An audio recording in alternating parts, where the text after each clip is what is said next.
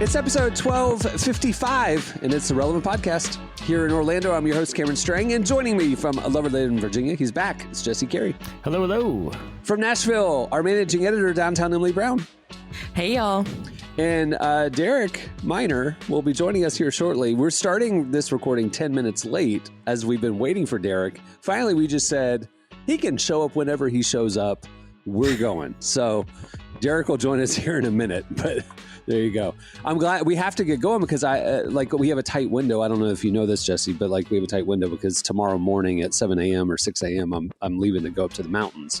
So I'm going up to the mountain house for a week. The annual mountain house. Yeah, the annual mountain house. But I didn't want to, we moved it back a day because I didn't want to record the podcast in the mountain house like I have in previous years because you guys make fun of me relentlessly about recording in a mountain. I don't know why, but I figured we'll leave the day after the podcast. So is the whole family going to be there? Yeah, this is the life hack I figured out in my 40s is you can pay for a mountain cabin and go with your kid and have a great time. Or you can tell your parents about that great time you had, make them want to go, and then they'll pay for the mountain cabin. So the last 2 years, the entire family is gone and I go for free. It's great. Life hack. That is the key. I use my nephew and nieces to go on family trips because I convince my parents, you don't want to go more than 2 days without seeing them. Well, if my brother gets to go and his wife, that's not fair that I don't get to go. So I have to go as well. And then they feel so bad that they're like, well, you're so single, bring a friend if you want and we can pay for them. So my friends, great. I think, want to keep me single so that they'll have the chance to go on vacations with us. It's the adult the version of when you first moved out, and you're like, Mom, Dad, I'd love to see ya. And they're like, oh, meet us at, yeah. And they do the laundry, you get a free meal out of it. It's the vacation hack. And so, no, I appreciate that. It's not bad. If you get along with your parents well enough, it's let me save the $3,000 on the cabin. You know what I'm saying? I've gotten to the point where I'm just direct with my parents where we'll be on the phone and my dad will say when are you coming home next? And I'll say, well, when are you buying me a plane ticket? And then we're just going to jump. I'm not going to try to trick you anything. I will show up if you give me money. I'm currently talking loosely about wanting to take Cohen on a cruise in the fall. So then they'll go, oh, that sounds great. Why don't we all go on a cruise? And you're trying to soft launch it. Oh, I'm soft launching them buying me a cruise. That's what I'm working on next. Well, the other great part is the more people in the cabin, the less scary it is because there's just something inherently scary about staying in a cabin, especially if it's one or two people, It's not scary. Whenever you pull up to a cabin that, I've stayed in some cabins in my day. I've stayed in a cabin recently. I've stayed in two cabins recently, both times by myself. Okay, real quick, let me rewind. I remember this anecdote where I was listening to Conan's podcast and Michael Keaton was on. And evidently Michael Keaton's a comic genius. He didn't really play it up, but Conan ran into him at his neighborhood. Michael Keaton was jogging and Conan's like, oh, I live right over there. And I pointed to my house and he goes, I've only met Michael Keaton a couple times in circumstances. And Michael Keaton looked at where I was pointing at my house, then looked at me and goes, oh yeah, I could get in there.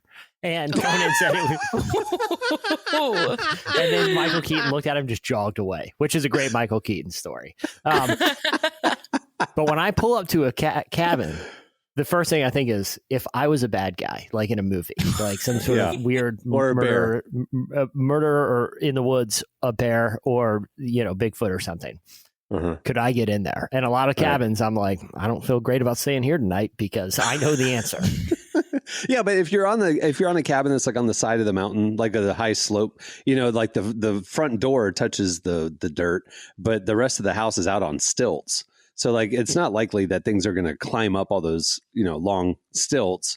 So you just have to worry about your front door, like a hotel room. It's if fine. There's a will, there's a way. I don't know. I just, you're in the woods. It's Well, wait, I love that you think that the best way to avoid that is just to simply have more people.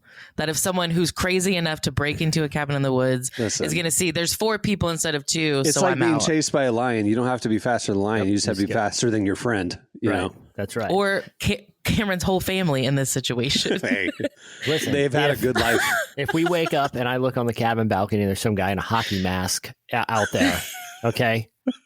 I know I got a 1 and, at that point, like 8 chance of being the victim. Yeah. Scatter. But if I'm alone, It's like, all right, well, this is You're the worst focal way point. This is the worst way to go right here. No, it's not scary cabins. Again, the upgrade that comes with the parental paying for it is there's a game room, there's a pool table, hot tubs. I mean, this is like a little like private resort. So Yeah. The It's type like of a bigger cabin. target for crazies, though. I have to say, Yeah, it's not that it's in a nicer area and so therefore more safer. You're saying because it's nicer, it would attract more riffraff. I actually weirdly. I think when it comes to horror movie scenarios, it's the inverse in cabins. I think the more ramshackle, because it's easier to break into, right? I don't know why they're attracted to it. To be honest with you, I don't know what the motives are. I can kick this door in versus the mansion. Probably has security, But I'm just saying is like to Emily's point, like the motives is there are things to potentially like burglarize, right? But if it's a remote cabin, it's like I'm taking a bearskin rug. That's pretty much what we got here, I just know I've been conditioned by the movies that rarely is a horror movie set in a nice resort cabin. Frequently, it's like I said, ramshackle. And this is why garbage in, garbage out. I've never seen a horror movie, so I don't have these concerns. You've got that in your head because you let in those dark things. Yeah, and now I can't stay in a cabin and have a good night's sleep, to be honest. I will say, I did watch... What's that noise? Yeah, the entire night. Yeah. Here's the thing. I don't love horror movies because I don't like being scared. But in high school, I did see the movie called Cabin in the Woods, which is appropriate for this situation. There we go.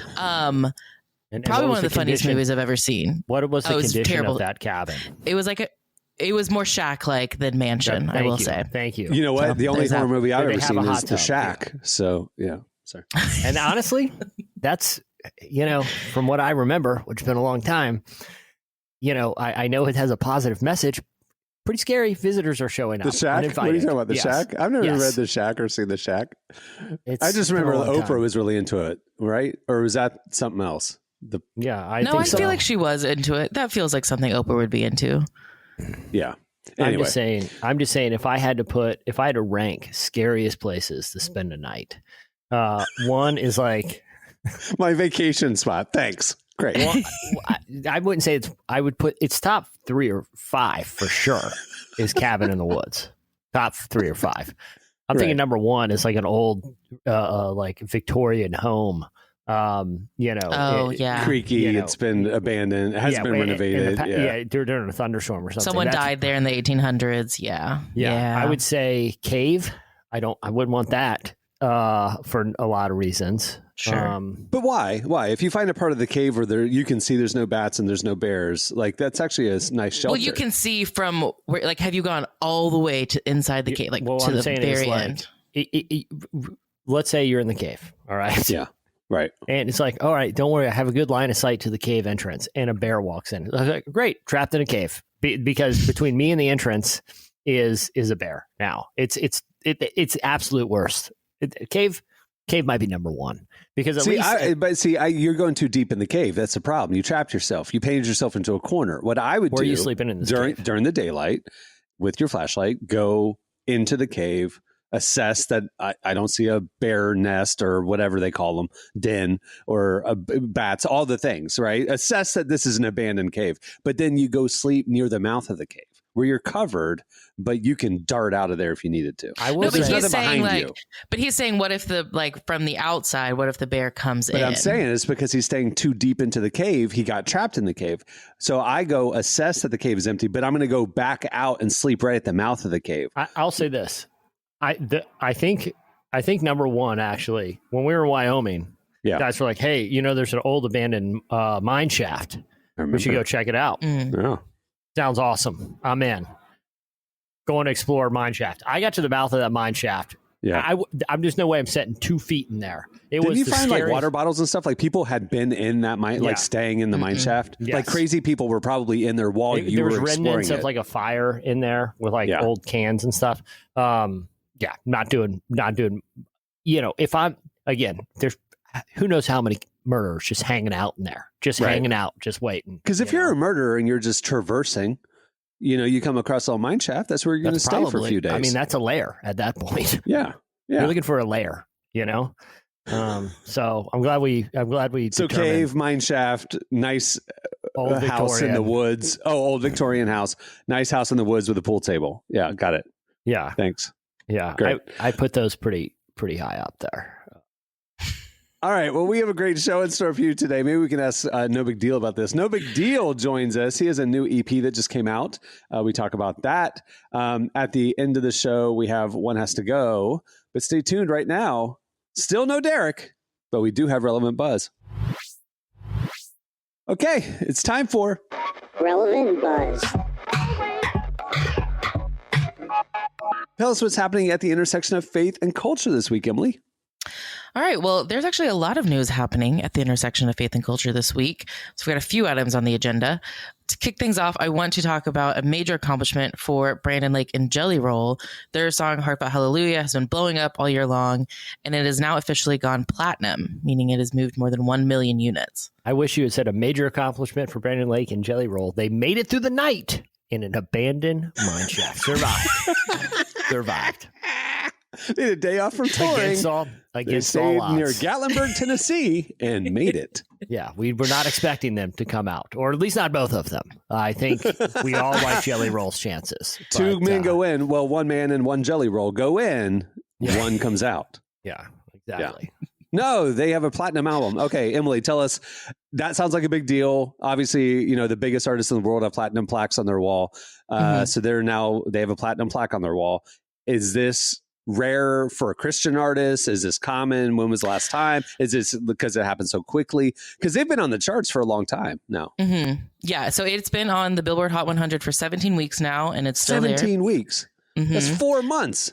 4 months, yes.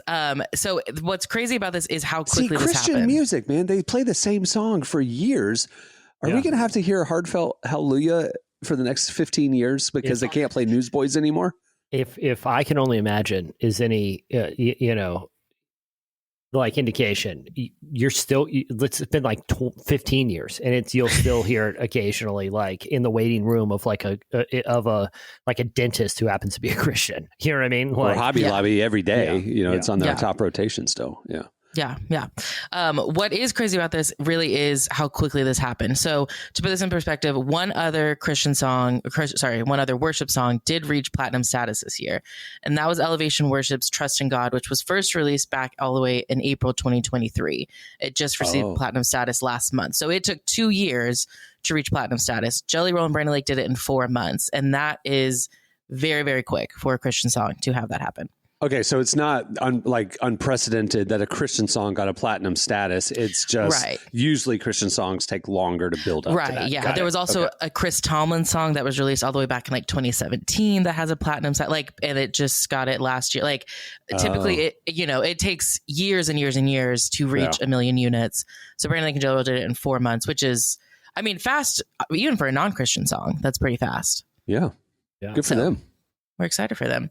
But yeah, you probably should just go ahead and lock in and accept that you will be listening to Heartfelt Hallelujah for the next 15 years of your life. If you encounter Christian radio or Hobby Lobby or a Christian dentist waiting room. Yes. Yeah. Or, the other thing I've noticed is some Christian auto garages popping up. Oh. They got a cross on the side. There's a Christian coffee shop that just entered the scene in my neighborhood. But I feel like in that scenario, are you talking about Christian Brothers Automotive? Yes. Are they a national chain?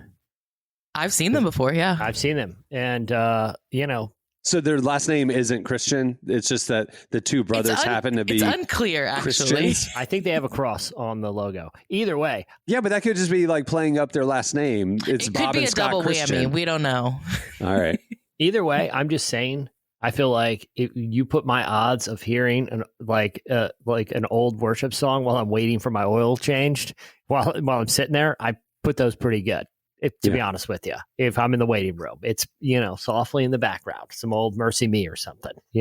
Emily and I talked through the rundown for this episode, and when she's like, "I'm going to kick off Buzz with this news," I thought, "Oh, okay," and I'm thinking pace in my head. Like, there's certain topics we know will generate conversation. There's certain topics that we just listen to Emily tell us the information. We go, "Oh, cool," and then she moves on. I thought this would be an cool. She moves on. I didn't think we'd have a breakdown of Christian auto body waiting rooms that play certain music. I'm always interested where this podcast goes. But anyway, Emily, I knew in the back of my mind we were going to get to Christian Automotive Brothers. They are a faith-based franchise, by the way. So are their names Christian? Or like last name Christian? I know. I mean, maybe it's like back in the day, like their name is Smith because it's what defines them. So the family was a Christian family, so they just got the last name Christian.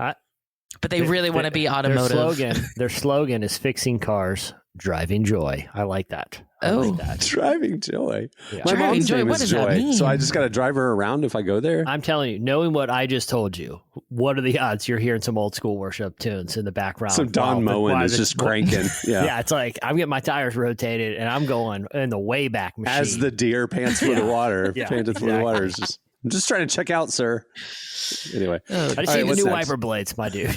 All right, moving on to other Christian music news, sort of on the other side of things. Newsboys have officially been dropped from their label. This comes, of course, after news broke this month that former lead singer Michael Tate had been accused of multiple sexual misconduct allegations, including 2 that involved minors. Following the report, the band released a statement saying that they were horrified and heartbroken over the news and said that they were praying for the victims, but they haven't obviously commented on anything since. But at the Elevate Music Festival in Scottsdale, Arizona over the weekend, the current lead singer Adam McGee announced that Capital Christian Music had officially cut the band from the label. I honestly, some of the criticism I've seen around this, honestly, terrible, tragic, event is people being upset with the Christian labels and Christian music industry for enabling, this predatory behavior for decades. So the fact that the label is saying, now that this is out and this is official and this has happened, we're cutting the band. I applaud them. But I don't want to speculate, but did they know anything kind of thing? I was going to say, how complicit even are they? But yeah, again, it's been tough because I'm trying to take things at their word, but like it is tough.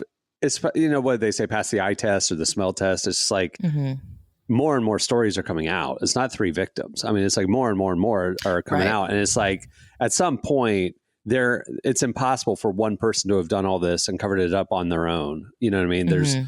There are people around them who clean up the mess, so to speak. And, the question is how big is that circle, right? Is it just a manager or an assistant, or was it more widely known? I don't know. I was say Adam did say that, at least for the 4 band members, they said that they were aware of, quote, personal struggles that Michael was going through, but they did not know the severity of it or how bad it was. But the tough thing, if you believe the Julie Roy's reporting, which is absolutely kudos to Julie Roy's team. Yeah. I forget the author's name who did the breakdown with the hotel videos and all that. That was an incredible piece of journalism. There are police reports involved in that report, police reports. And you're telling me as a band, you don't know that one of your band members had a police report about a situation that happened? And one of your crew is I mean, come on. Yeah. At that level, I'm like, all right, Newsboys, maybe don't talk about we had no idea. You know what I'm saying? Yeah. Well, yeah. I mean, come on. And please don't sue me. I'm not defaming the members of the Newsboys. I don't even know their name. I'm just saying circumstantial. Some of this happened on their bus. That's what I'm saying. You know what I mean? Yeah, it's tough. It's tough. Also, in writing this article and fact checking and copy editing this article, we found out it's just Newsboys, not the Newsboys. Yeah, breaking news. I thought it was here, the guys. Newsboys. It's not. There's no. And we discussed it. It's because in my mind they are each a newsboy. And so together they are the Newsboys. Like the 4 Horsemen sort of a thing. Yes, but the band is just Newsboys. Well, it's weird. It's like there's a 90s indie rock band called Eels, not the Eels. It was a frequent mistake. And I like it that the band is just the idea of eels. Yeah. It's not, they're not like the Strokes. Eels come to Rhode Island tonight. Yeah. It's like, what? It's just, we are eels, like the concept of plural eels. We're not the eels. Anyways, moving on. We will keep you updated on any further developments that happen. I can't think of what, I mean, Newsboys are done now, right? I mean, like tour promoters have dropped them. Radios dropped their songs. They've been dropping their label. They haven't announced their future plans, but they didn't say that they were breaking up. So I am curious to see if and how they... I'm sorry, read the room, guys. Nobody needs you to push through. Well, here's my question. Well, what even were the news? Was there any original members? I think there's one dude. I think the guy on the left in the photo on our write-up, I think he's an original member. And I think I think he left for a minute that? and then he came back. I'm pretty sure. Yeah. But I do think he is an original one, yes. Well, because even Peter Furler, the bald guy that we remember from the 90s, he's not the original lead singer. There was another guy, another newsboy, who was the original singer, and then he got into drugs and alcohol and cheated on his wife on the road and went back to Australia and left the ministry. And like, there's a whole story there. And then Peter Furler got added. So then it's like, so they've had a rotation. It's kind of like those old 60s and 70s bands that just keep touring with new band members. And there's maybe one guy like still left. It goes back to the ship of Theseus thought experiment paradox, which is you have this ship, like a Greek wooden sailing vessel, right? And as it's sailing, right, slowly pieces of wood are replaced on the ship, okay? At what point does it become a new vessel and you have to rename it? Or is it always the ship of Theseus, you know? We had the same conversation about bioethics. Remember, like when we were talking about like 15 years ago, we were talking about like the future of like bioengineering of I can 3D print a new ear for an amputee. I can print a new arm. I could give myself a new heart one day, you know, like, oh, I have heart failure, heart issues. I'm just going to 3D print a new living heart. At what point in replacing all the human parts are we what God created in the womb, and when are we just a bio robot? You know, but same point about the ship. Yeah, or in this case, the Newsboys. As not the Newsboys. Yeah, Newsboys. Drop the. Yeah, I mean, I'm not talking about the band. I'm talking about actual Newsboys. Are there any original living? With the little cap saying extra, extra? With the bag, with the papers? Read all about it. Okay. I'm talking about boys who delivered news. Are there any more? And so can anyone be a newsboy anymore? Or also, when they started the band in like 1984, these guys might have been young men or older boys, but they're grandparents now. I mean, like, you know. Well, at what point do the newsboys become newsmen? Exactly. And Tom Brokaw. And then it's more like Walter Cronkite-ish, not as so stupid. You know, I don't feel comfortable keep going with this. I was gonna say, what happened to Walter Cronkite in this analogy? Did he get kicked out too? Like, anyway, all right. We've got to move on. Because this is stressing me out, which leads me to my next buzz item. According to a new study, adults who attend church regularly are not only less stressed, but they're also likely to live longer. See, I get more stressed because I don't get to sleep in on a Sunday. So I'm surprised by this news. Well, again, you've got to start taking those Sunday afternoon naps because that is actually kind of the best part of the week. You know, what you can do on a Sunday afternoon if you don't go to church? Still nap. Just saying. No. Okay, I get it. Okay, here's my question about this. Is it correlative or Thank you. I knew that's where your brain went. That's where my brain went. Well, is it that good, healthy people who don't drink, don't smoke, you know, like they have good values are the people who go to church, and those people have less destructive habits, and so they live longer and are less stressed? Or does the act of going to church make you less stressed? I think it's the former, not the latter. Yeah. Well, so let me break down the science. So researchers looked at data from thousands of adults, and they found that people who regularly attend church have lower allostatic load, which is essentially the body's long-term stress score. But this is a quote from one of the researchers. Something about religious involvement seems to provide protection against the cumulative effects of stress. So lowering your blood pressure, avoiding inflammation, things like that. I'm adding, I think the protection is something we call the Holy Spirit, but that's just my personal take. But even after adjusting for factors like income, diet, exercise, and social support, the connection between church attendance and better health still held steady. To your point, I don't know. I'm skeptical. I'm skeptical. I mean, it's like, I'm sorry. Like if somebody who didn't have a faith in the Lord and didn't go to church every Sunday, spent that Sunday morning at a wellness spa, getting rejuvenated, rested, meditating, that kind of stuff, would they have a lower stress score too? Probably.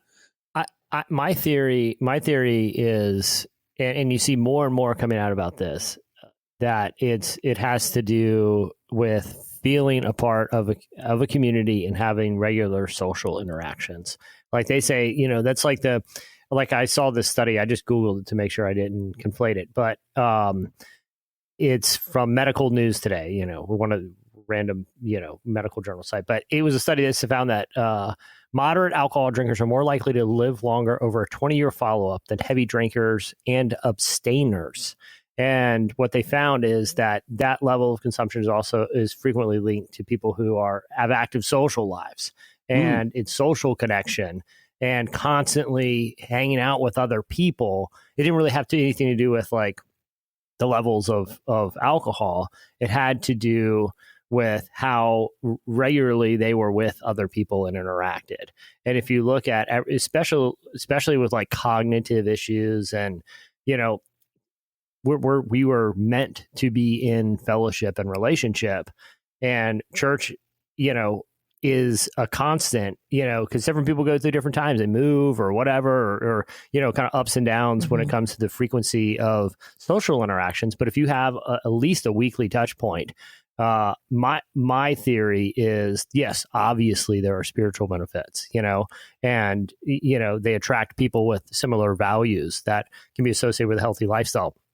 But my theory is it's probably a regular social touch point and membership into a community that is a major factor there. I would agree with that because that's a good point. I mean, because somebody could be a strong Christian and not plugged into a church, but they're a strong Christian. They're not jaded. They're not drifting. They're praying every day, reading the word every day. They're a strong Christian. They just aren't in a church. They would have the same belief about what the Bible says about anxiety and not being stressed and things like that. But it's interesting that the person who shared those same beliefs, but actually goes to the church community, has actually less stress. That's interesting. And that would point to the community touch point aspect of it, not just the spiritual belief aspect of it. And that ties into another point the study made, which was, like I mentioned, you're also likely to live longer if you attend church. So over the study was they had a 14-year follow-up, and people who attended church more than once a week had a 55% lower risk of dying early than people who didn't go at all. Holy and cow. I think there's other studies that back up that a lot of people who tend to live longer, they have a strong community around them. Like it is essential for living, for life, is having people who want you to stick around too. Yeah, absolutely. Yeah. Anyways, all that to say, go to church, you'll live longer and be less stressed. So pastors, feel free to mention that this weekend. To use that on Sunday as a selling point. Yes. The church marquee should come. Yeah. You'll here's the benefits. You won't die. Yeah. Yeah. But the whole point is we don't care if we die because we have an eternal promise. Ooh. Bit of a catch-22, I guess. That's what I'm saying. All right. Moving on. I have some exciting. Real quick. I want to make sure my study isn't encouraging people to change their consumption habits if they are. I think there were a lot of factors in that, but the social aspect was one. So I don't want to misrepresent anyone who is. Oh, great. I was going to go out and partying with my friends tonight because you just told me it's fine. I think it was one of the factors when it came to why longevity is because it was linked. Oh, everybody. Look who's here. Please welcome artist, producer, mogul, Derek Miner. What's up, man? Oh, I didn't know I was going to be ambushed on here. Sorry. Oh, yeah. I had a studio session yesterday. I had to take my equipment down. Anybody that's ever had any music equipment knows if you unplug one cord, it's over. It's over. You're pretty much rebuilding. Dude, once we our studio, when we had at the office, we had sound stages and stuff. Once we got it working, it's like you never download a software update. You never download it. You do not touch this thing. It is locked in time until you're ready to fully update everything. But yeah, I got you. Yeah. All right. Well, we're halfway through Buzz. We're glad you're able to join us. Yeah. We've also established that I'm going to the mountains tomorrow, staying in the cabin with my family. Mm-hmm. Jesse's established that that's one of the top 5 scariest places to spend a night. So we along with Cave, Old Victorian Home, and a thunderstorm. abandoned mine shaft like we encountered in Wyoming. And apparently a luxury cabin in the woods with a pool table, hot tub, and game room. Yeah. Any cabin in the But wait, woods. we said a shack-like cabin is worse than the mansion cabin. The more right? ramshackle. Out of all of them, Victorian home is the one for me. I'm gonna keep it real because I don't know and how a thunderstorm too. You know, I don't know how people Original windows. live in like really, really old houses and redo them. Like I could see something that was in like maybe the 70s, 80s we rebuilding, but those like, oh, this is from the 1800s. Like, no, that ain't it. Yeah, we ain't doing. I would say decrepit museum with creepy artifacts. I'd put in there. You know, what's creepy artifacts like taxidermy? I would say like mummies and stuff. I'd say I wouldn't like that. I'm assuming y'all have never been in an antique shop, but that can go really scary. Especially because all those weird dolls, like everyone, they always have those weird dolls looking at you. How about this? I don't like it. How about this? Okay, where does old antique doll museum fall in? Like, so here's the scenario. Oh, or like a B&B, like a bed and breakfast, and the old lady has she's super into dolls in every room. Yeah, well, there's a gateway to hell in some antique. They call it a portal. Doll house, there's a portal. Like you, 1 minute, it's over. Here's how I see it going down. Okay, this is where you got to rank it. Consider this in the rankings. Mm-hmm. Yeah. You're driving. It's late at night. Okay. Your cell phone doesn't have service. Very remote area. Yeah. Terrible. Unbelievable flat tire. Okay. Oh. And so, you walk to the nearest light and it happens to come from a building, which is an antique doll museum. Okay. Is it open at night though? No. You're knocking on the door, hoping because you're stuck out here. Yeah. And anyway, the proprietor comes, who lives upstairs. They in a house out back, or upstairs. Yeah, but it's one bedroom, and they say, you can stay here the night. There's a snowstorm coming. Okay, heavy blizzard. But you can't stay in my apartment because it's one bedroom. You have to stay in the doll store. You can stay. I would give you. Yeah, you have to stay in the. I would rank that up in top 5. I think the antique doll. Again, you watch too many horror movies like that. Snow blizzard, car breakdown. You went scenario. to a portal to hell. That's why it did. Of course, you could because one day you're in the dollhouse and the next minute you wake up and the dolls are in different locations than when you fell asleep. Yeah. Still not as high as cabin, but that scenario I'd consider to break in the top 5. All right. How about this one? Southeast Asian jungle jail. Today's podcast is brought to you in part by the new book, 5 Mere Christians. If you aren't a pastor, missionary, or a Christian podcaster, do you struggle to glorify God in your work? The new book, 5 Mere Christians, gives you real-life examples that will forever transform how you work. Through the compelling profiles of notable mere Christians like C.S. Lewis, Fred Rogers, and 3 others, authors Jordan Rayner and Kaylee Cox show how you can glorify God through your work today. Get the book or learn more at 5merechristians.com. Again, that's 5merechristians.com. What if you could change a child's life with just $10? Right now, thousands of vulnerable children in East Africa are suffering from jiggers. It's a painful, preventable parasite that burrows into their feet. Soul Hope is the only organization treating it through foot washing, medical care, and durable closed-toed shoes that protect kids long after treatment. $10 may not seem like much in today's world, but when we come together, those small gifts add up to big change. Join the 10 for 10 campaign. $10 protects 10 small toes. Visit soulhope.org/10 to give now. One small gift makes a big difference. Again, that's soulhope, SOLE, hope.org/TEN. Oh, jungle jail. You don't want to be in jungle jail. And a prison break's going down. Okay. Oh, prison break. Because I was going to say, you're safe in your jail cell. It's uncomfortable. Well, but the inmates have taken over, and you have to decide whether you're participating in the jailbreak or not. I don't want to be in any jail where the inmates have taken over. Yeah. Yeah. This is something to think about. That's all. Go ahead, Emily. All right. Moving on to our very last buzz item. Derek, I'm glad you're here for this because I am curious to hear your thoughts and feelings on this. First off, are y'all video gamers at all? Like, have y'all ever been a video gamer, guys? I think they're just called gamers, but I'm not. Derek, you obviously play. I'm not one of those. Video gamer is crazy. It's like a very mom term. I am a video. I am a video gamer. Okay.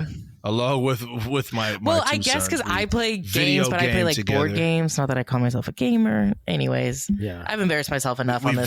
We video game on occasion. My son is very much into gaming. Yes. He's a video gamer as well. Okay, so you know that for the last like 10 years, people have been waiting for Grand Theft Auto 6 to drop, right? I've never played Grand Theft Auto. I have morals, but yes, I've heard about it. You don't have to, you don't have to do the bad stuff in the game. You could just. I know, but the fact that it's there, it's like life. Anyway, Emily, Grand Theft Auto. Grand Theft Auto. Okay. Grand Theft Auto. So GTA 6 is supposed to drop next May 2026. It was supposed to drop sometime within the last 10 years because GTA 5 dropped all the way back in 2013 and fans have been waiting literally over a decade for it. But Crazy. It keeps getting pushed back, delayed for lots of different reasons. The latest update says it'll be back May 26, 2026. But people don't believe that. And so they have now decided that they are going to be betting real money that Jesus will return before Grand Theft Auto 6 drops. Who's taking this action? Money, who's taking this so Polymarket is a decentralized prediction platform. They are letting users bet on whether the second coming will happen before GTA 6. And as of this recording, the odds of Jesus showing up about 15%. If you place a bet that the second coming is going to happen, how do you win? Like let's say you're right, you win the bet. How do you collect? You're gone. Yeah. Wait, no, you're left behind. This is what this is called. This is called Americans.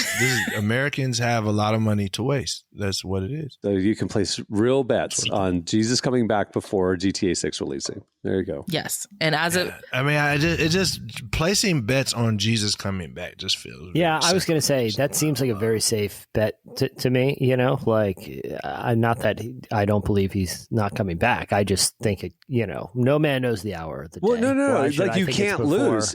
If you place a bet on the other thing happening before Jesus comes back and Jesus comes back, we're out of here anyway. I'm taking the opposite side of that one. Yes. Every time. But I'm just saying I don't feel comfortable betting on that.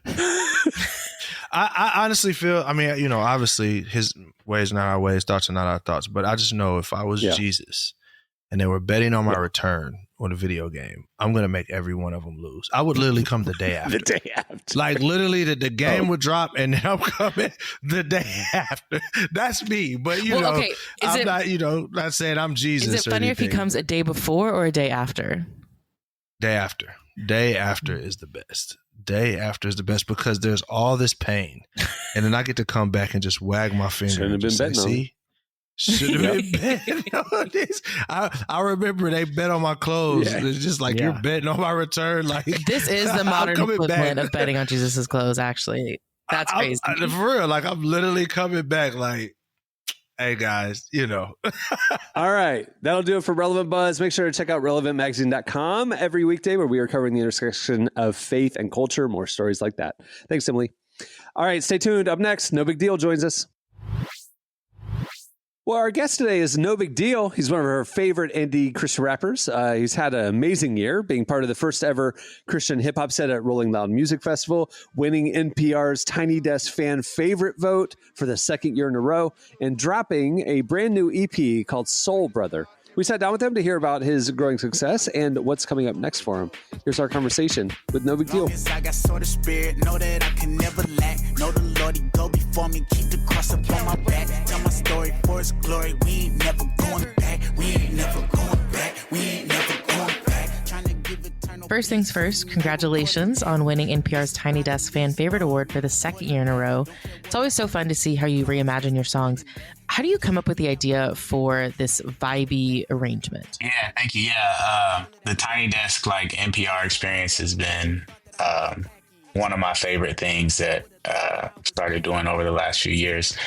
As far as the aesthetic for it and the vibe, I think a key part of the NPR thing is my uncle, who is a drummer and a band leader. And I kind of grew up going to concerts with him. He introduced me to a lot of really cool music. So we brainstormed all of that together. He connected me with a local studio that kind of has that vibe. That's where I've done the last two videos.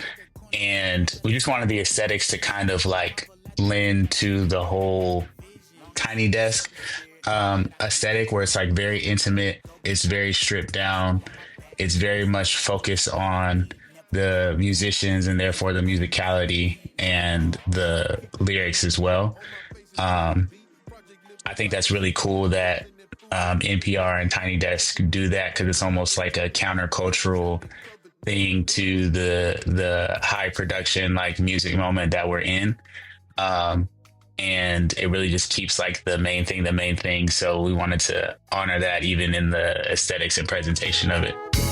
Christian music or music that Christians use to get their fish, just another hit of the clicks and views.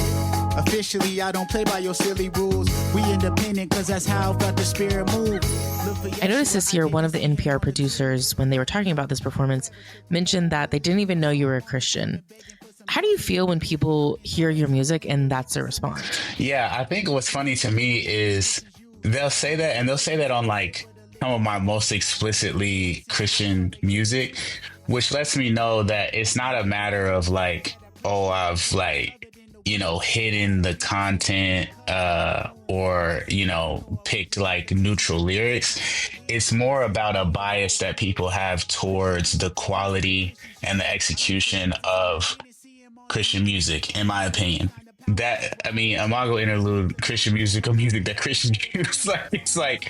We gotta at least we're either against or for Christian music, like right off the bat, like at the very least, you know what I mean? And then when you keep listening, it is what it is.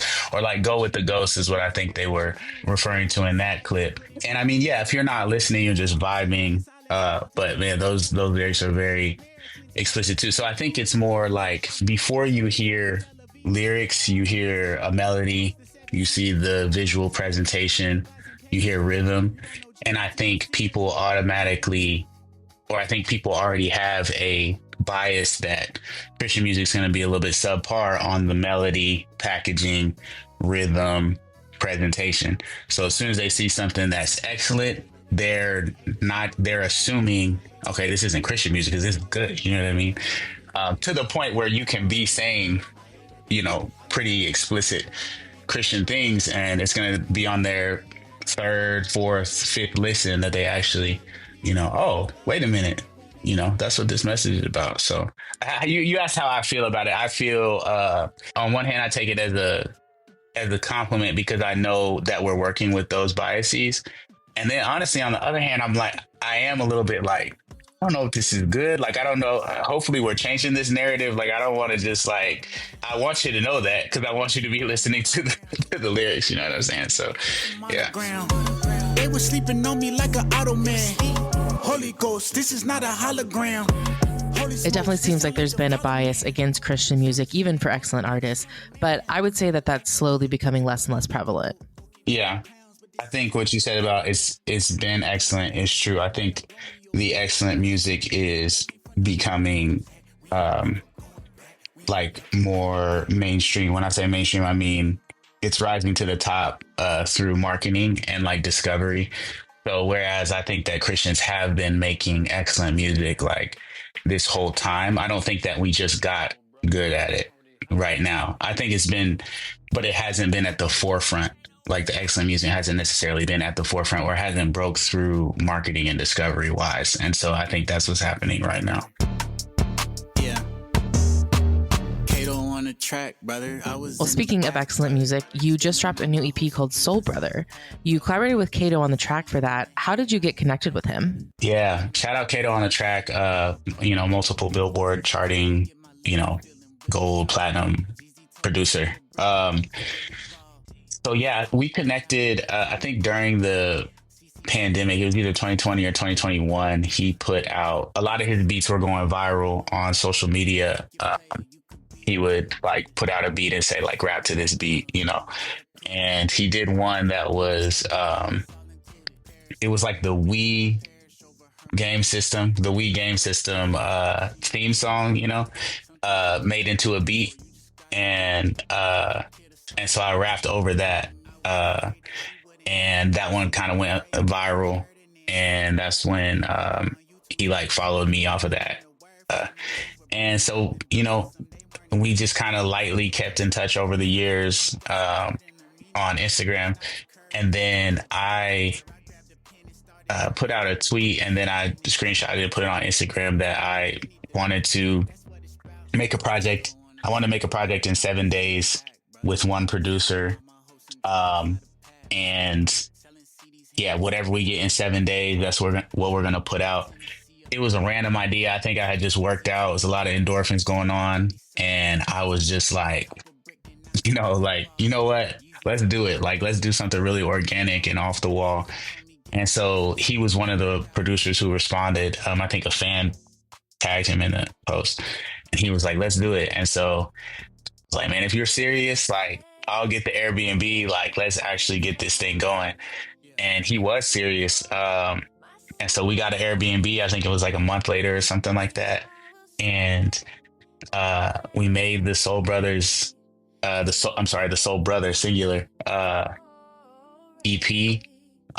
We did most of it in 3.5 days, like most of the writing and recording in 3.5 days. And then we used the second 3.5 to kind of like tighten up all the mixing and vocals and everything. But yeah, it was an incredible experience. Different when you think about the great truth. The one who prays for you is the one you pray to.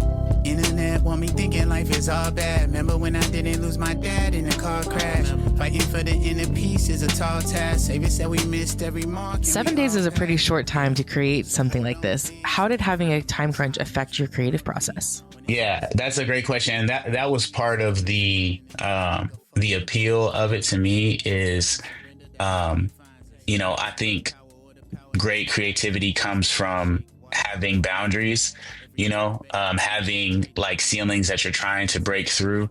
So, a lot of times we'll see like artists, their most loved albums or like their most, ambitious albums or like their first album, and then sometimes if they blow up off their first album, then there's like the quote unquote sophomore slump where like people are like, I don't know if I like the second album. And that first album, they've basically been writing their whole life. Like even if they started writing it 6 months ago, they've been writing that their whole life, this whole time that they've had dreams of being an artist. And so they've encountered so many obstacles and so many ceilings and so much opposition while they were putting their 10,000 hours in. And you hear all of that breakthrough in that album. So I think as your music and your career starts to become more successful and sustainable, then as an artist, you need to find ways to operate within creative boundaries, because that's where you're going to really be innovative, So I think that limiting the time was a way that we could do that, meaning that like the concepts, the lyrics, the melodies, the rhythms that I chose in those 7 days would be different than if I knew I had 6 months to work on an album,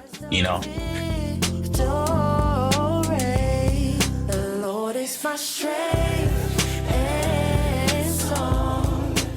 And now within that week, is that when the Project Pat track also came together, or did that happen at a different time? Yeah, so this is actually a cool story. So in that 7 days, Kato had worked with Project Pat before on another opportunity. They were making a song for some type of sync opportunity. I'm not sure if it was like a commercial but it didn't get picked up. So he had a leftover verse from Project Pat. And so he put that leftover verse onto what became Never Going Back after I had written my lyrics to it. And we were kind of hype off of it, like, yo, this really fits. I wonder if we can get this approved. And so then we sent it to, Kato through his connection. He sent the song to Project Pat and his team. And Pat liked it so much. He liked the song so much. He was like, I'm just going to write a new verse for it. So he wrote a completely different verse. So the verse that you hear on Never Going Back, he wrote for Never Going Back. The verse that was originally on there that Kato had is not on there. So it was actually it was really cool. Yeah. Jesus took away the sins, past, present, and the rest. So that means you can live life to the fully, yes. Well, before we wrap up, I would love to know what is next for you. Yeah, so of course we have the Holy Smoke Festival, August 14th and 16th in Nashville. It's the 5-year anniversary. I can't believe it's already been 5 years, but 5th year of Holy Smoke. 5-year anniversary feels pretty special. Are you planning anything for it that you can share? Yeah, it's so this year we really wanted to highlight kind of what we've been talking about. We wanted to highlight this next generation of excellent Christian music. So we filled the lineup with the next generation, you know. We made some, whereas like before we've used like legends, you know, like KB and Andy and Lecrae. And we love them, and we'll have them back in the future. But we thought it would be it's really important and really special to highlight the next generation of artists who may have not had that opportunity to like on a stage with like full production, with LED, with smoke, with lights, you know, sold out crowd, that type of thing. So we really like keyed in on that this year. Really excited about having, you know, artists like Alex Jean and West Indies, the Miles Minnick, John Keith collab album, and Josh P out of California. Just so many. We have Aha Gazelle for the first time, which is like, it's been a long time coming. But yeah, just I'm really excited about the lineup.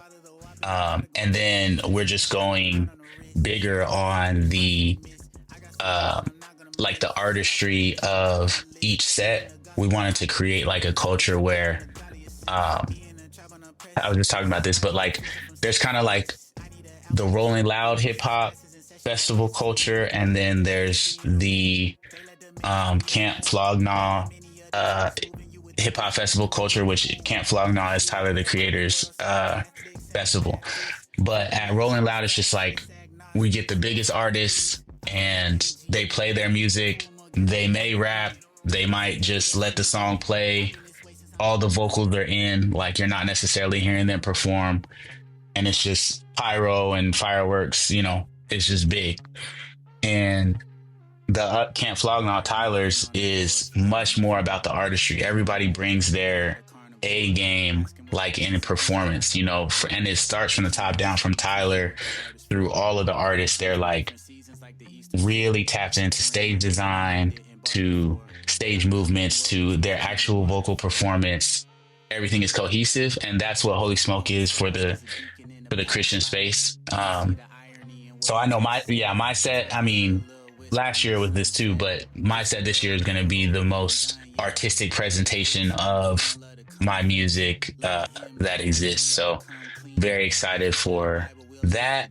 And then also a lot of Indie Tribe music on the way. This is the Indie Tribe year. I'll just say that. The Indie Tribe year. Suffering in silence for a lot of mileage. I was flying high until somehow I lost my autopilot. All the while I masked the way I felt, with the lust and violence all around. I felt a heaviness that I could not get out of. Angels probably left some clues around me. Didn't have a vision. Pushed the righteous moons away, so I received some demon kisses. Scriptures told me that was No Big Deal. Make sure to check out his new EP, Soul Brother. It's out now. All right, stay tuned. Up next, it's One Has to Go. Picking up the pieces that the pattern brings from the smoke in my lungs. All right, it's time for One Has to Go. Oh, we got some time to play today. We got a few more minutes than we normally do. That's good. And it's all creepy places to sleep. One has to go. One has to go. All creepy places. Actually, we could do that. A morgue. Like a big city morgue. Abandoned Egyptian artifact display. Yeah, all right, one has to go. Wait. Are you in the morgue? Are you having to sleep in one of those, like the slots, or are you just out in the open room? You can sleep wherever you want. Okay. Got it. But I'm good. It's like you said, it's been very busy at the morgue, so we should know that. All right, here we go. Jesse, you're up first. Here we go. Guac, queso, salsa, or sour cream? One has to go. Easily sour cream. Sour cream. I never eat sour cream. I find it's just a bad combo of words, to be honest. Sour cream. Like, if you were just to hear that in a void, like, no one's eating it. And here's my other beef with sour cream. It diminishes the flavors of every. It's the temperature I don't like hot and cold. Give me everything hot. But also like it diminishes. Well, you don't like it because it's a hot dish that has a cold sour cream dollop on it. But even the sour cream dollop is meant to mellow out all the delicious spices. So sour cream. It's like ranch. Yeah. It's like ranch. Once you throw ranch on something, it's ranch now. It doesn't matter what it is. I do find it interesting that you don't like the name of it. Sour and cream don't sound appetizing. That's part of why you don't like it. See, that's why in my life I've never had cheesecake, because nothing about that name sounds appealing to me. I don't want cheese flavored cake. My wife's the same way. She didn't eat cheesecake till like 5 years. I've still never had it. That's insane. Here's the thing. Yeah, here's the thing. Sour cream is the food as bananas are to smoothies. And what I mean by that is like, no matter what smoothie you get, if you got banana in it, you got a banana smoothie. Like it totally takes over the taste, Interesting. Yeah. Okay. All right, Derek, we're going desserty with you. Ice cream, donuts, brownies, or cheesecake? One has to go.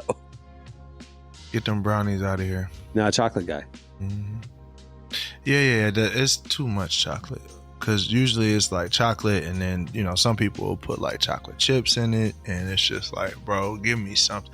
Like I could do a brownie with ice cream. I could do a brownie with a whipped cream or something, but just a brownie by itself is just, it's like eating a chocolate bar that's smashed together, like 50 chocolate bars smashed together inside of a cake. I'm good. Yeah, but what if like you had ice cream or you had like milk with it?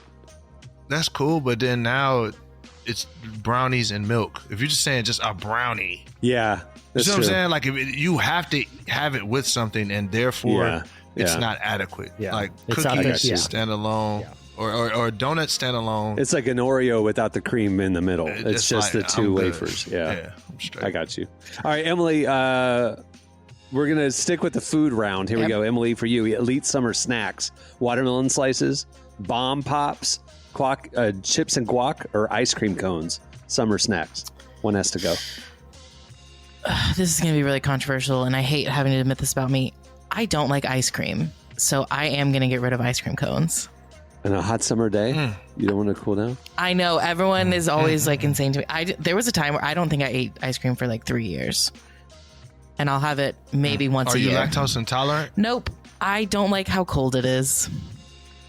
Oh, wow. That's it. Oh. What about a milkshake? I like milkshakes. All off the table. I like popsicle. Gotcha. There are other cold items that I like. Ice cream, too cold for me. I hear you. So, I can rock and I can't wait for it to like warm up, because then it's soup. So, but I don't want no chips and guac in 90 degrees. Nice refrigerated fresh guac? No way. That's refreshing. Poolside? Yeah, I gotta have chips and guac. Anyway. All right, next round. Jesse, Veggie Tales, Adventures in Odyssey, Salty, or Bible Man? One has to go. Oh, Veggie Tales for sure. I just feel like, I was never, I think it was before my time or after my time or whatever. I don't feel like it holds a candle to any of those others. I feel like the other ones are iconic, and they're talking vegetables. You could replace the vegetables with any little animated thing, and it'd still work. They got to go. All right. You just wrecked a whole bunch of people's childhood. Right? I don't care. Derek, come at me. Horror movies, rom-coms, documentaries, or action flicks? One has to go.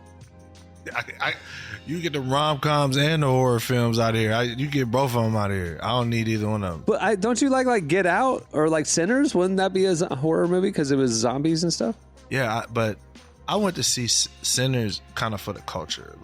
If it was just, and people probably gonna judge me for this, but if it was just another bunch of white vampires in Eastern Europe, I probably wouldn't go see it. But it's vampires in Mississippi. That's a different type of take, and that's relatable to me. But like Saw and Freddy and all that, I'm good on any of that. All right, Emily. Okay, so normally this game is here's 4 things that are all good, and you're gonna not like one of them. I'm gonna tell you 4 terrible things, and you have to pick the worst. Here we go. Creepy places to go: an abandoned asylum, a haunted hotel, foggy graveyard at night, or a forest with no cell signal at night. Jesus. One has to go. Jesse's like, I've stayed at all of them.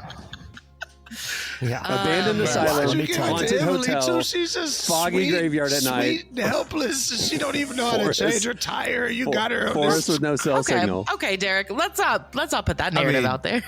But it's not an incorrect narrative, but we don't have to put it out there. That's how they get you. They prey on the people who can't change their tire. You know. While they all sound like my worst nightmare, something about a haunted hotel just feels extra bad. So I'm probably gonna get rid of that one. And I guess I'll be living in an abandoned asylum in the forest with no cell. I've heard that there's a haunted hotel in downtown Oklahoma City, and it was when the team moved there. There was no nice hotels yet because it's like a tiny market. It's like, number 55 in the country. So they didn't have a lot of hotels downtown. So they had this old classic hotel, and that's where the NBA team stayed because it was the only nice hotel in Oklahoma City, and it was haunted. And there are so many stories of NBA teams in the last 15 years seeing ghosts and being freaked out and all this kind of stuff. And now there's a nice new hotel that they don't have to stay there anymore. But we Airbnb in it. All right, I got 4 more in that category. I don't know who wants them. Who wants Derek? it? Derek, this is you. Okay. Oh, wow. All right. 1, a remote Eastern European village hostel. Okay. Okay. You know what's happening there. God, a Soviet-era submarine at the bottom of the sea. Okay. Very claustrophobic. Abandoned lighthouse, and wait for it. Rundown mannequin factory. Did that one move?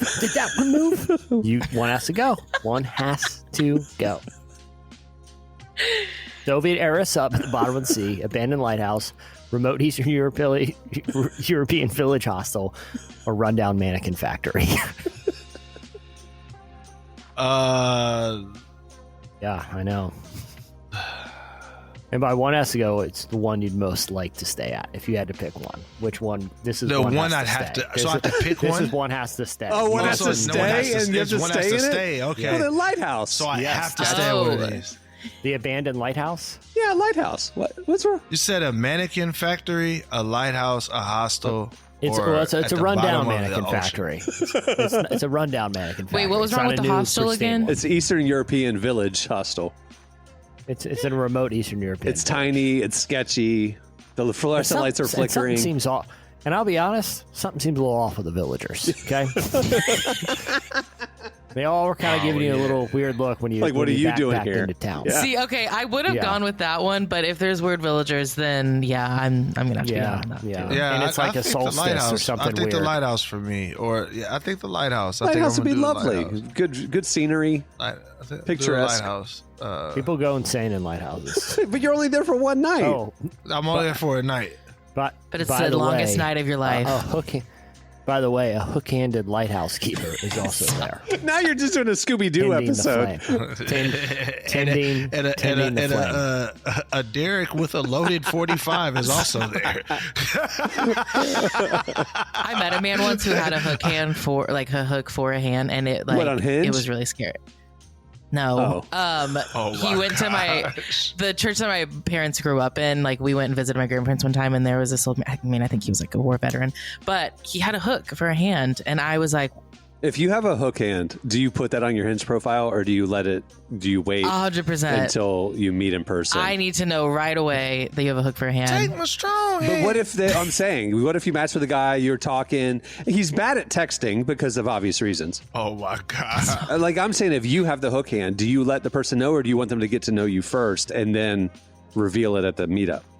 It becomes part of my personality. Yeah. So you're leading with it. Like, in your bio, I have a hook hand. I also feel like it would be hard to, because like on Hinge you have photos, so it's like if you're always angled away or like you can't put your hands in your pocket in any of your pictures. I mean, like, so I'm literally ripped on that arm. That arm is literally ripped, and I'm literally flexing the hook hand. You're leading with it. You love my hook, like kind of thing. I'm flexing. And honestly, have fun with it. It could work for you. It's praying hands for me. One part's the hook, the other hand is the regular hand. You're like, this is a defining characteristic of you. You're leading with it. You're proud of the hook. Got it. I'm proud of it. Like, because it's my unique factor. Like, you know what I'm saying? Like, it's who I am. You know, so it's the picture. It's the picture. See, I'm insecure about my hook. I want her to see me for me, not my hook. I want to. Oh, I want to be. I am my hook. My hook doesn't define me. My hook defines me. Got I'm you. Hook Man. Like I'm Hook Man. All right. Well, that'll do it for a weird ending too. One has to go. Well, thanks again to No Big Deal for joining us today. Make sure to check out his latest project, the EP Soul Brother, which is out now. Also, make sure to follow Relevant Podcast on IG. We're posting clips from the show. We're posting One Has to Go questions, the ones you just heard, so you can play along with us. And also follow us on the other socials. We're on TikTok, we're on YouTube, we're on Facebook, obviously on X, and you can follow the Relevant Magazine IG account as well. We're posting a lot there every day. All right. On that note, we'll wrap it. I'm Cameron Strang. I'm Jesse Carey. I'm Derek Minor. I'm Emily Brown. We'll see you next Friday. Have a great week, everybody. Arg.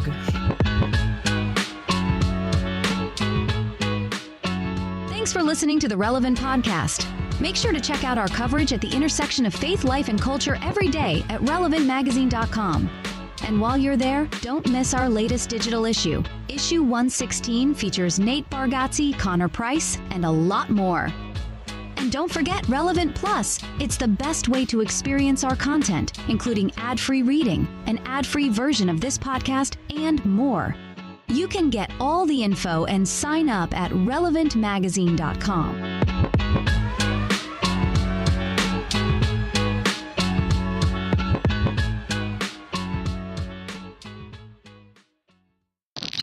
And I'll be honest, something seems a little off with the Villagers, okay?